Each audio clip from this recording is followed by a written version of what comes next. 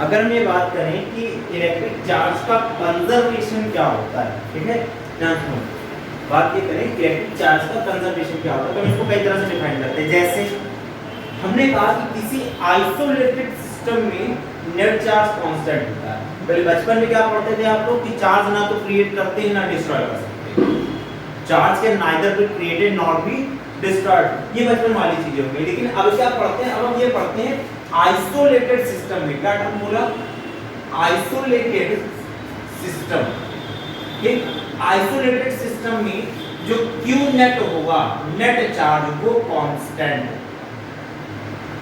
ठीक है, इसको कहते हैं कंजर्वेशन ऑफ इलेक्ट्रिक चार्ज। अच्छा ध्यान सुनो, आइसोलेटेड टर्म का मतलब क्या होता है, एक तो सिस्टम, सिस्टम मतलब ग्रुप ऑफ पार्टिकल्स, और वो हो जाए आइसोलेटेड। जैसे एग्जांपल के तौर पे ये मैंने कहा कि एक सिस्टम बना रहा हूं जिसमें ढेर सारे चार्ज रखे हुए, ठीक, अब अगर ऐसा एक कंडीशन आ जाए इसमें कि ना तो अंदर का चार्ज बाहर जा सके और ना ही बाहर से कोई चार्ज अंदर आ सके, अंदर बाहर में कोई कांटेक्ट ना हो, तो ऐसा सिस्टम क्या कहा जाएगा, आइसोलेटेड कहा जाएगा। बात समझ में आ रही, this is the isolated system. फिर मैंने कहा अगर ये सिस्टम आइसोलेटेड है तो इस पर नेट चार्ज कांस्टेंट हो, यानी कि अगर चार्ज क्रिएट हो, बचपन में पढ़ा चार्ज क्रिएट नहीं होता, लेकिन मैंने कहा वे चार्ज क्रिएट होता है, ये हम पढ़ेंगे पेयर प्रोडक्शन, एक होता है पेयर प्रोडक्शन, एक होता है एनिलेशन।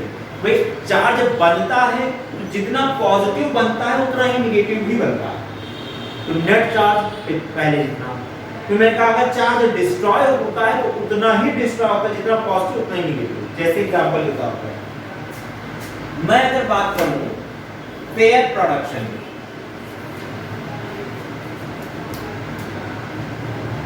एग्जांपल है इसका, ठीक है, कंजर्वेशन ऑफ इलेक्ट्रिक चार्ज का। हमने कहा कि भाई पेयर प्रोडक्शन का मतलब ये कि अगर चार्ज बनेगा तो जितना पॉजिटिव उतना नेगेटिव बनना चाहिए। जैसे मैंने कहा एक गामा फोटॉन है, क्या है, गामा फोटॉन, ये जब मेटेरियलाइज होगा, क्या बोला, मेटेरियलाइज हो रहा है, तो ऐसी कंडीशन में जितना इलेक्ट्रॉन बनेगा उतना ही पॉजिट्रॉन बनेगा।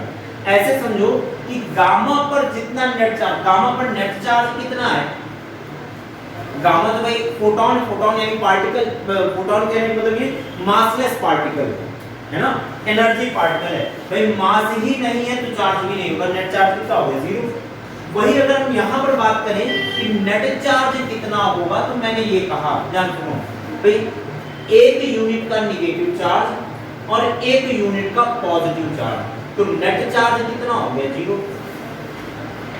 चार्ज क्रिएट पहले देखा, ध्यान सुनो, पहले दोनों चार्ज नहीं थे, चार्ज क्रिएट हो रहे हैं।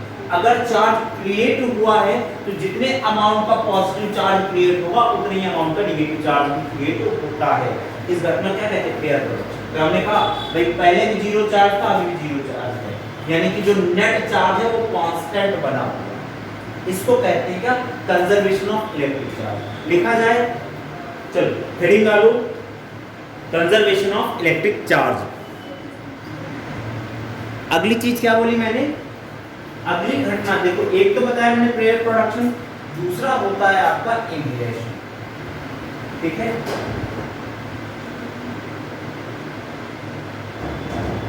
स्पेलिंग शायद गलत, ठीक है।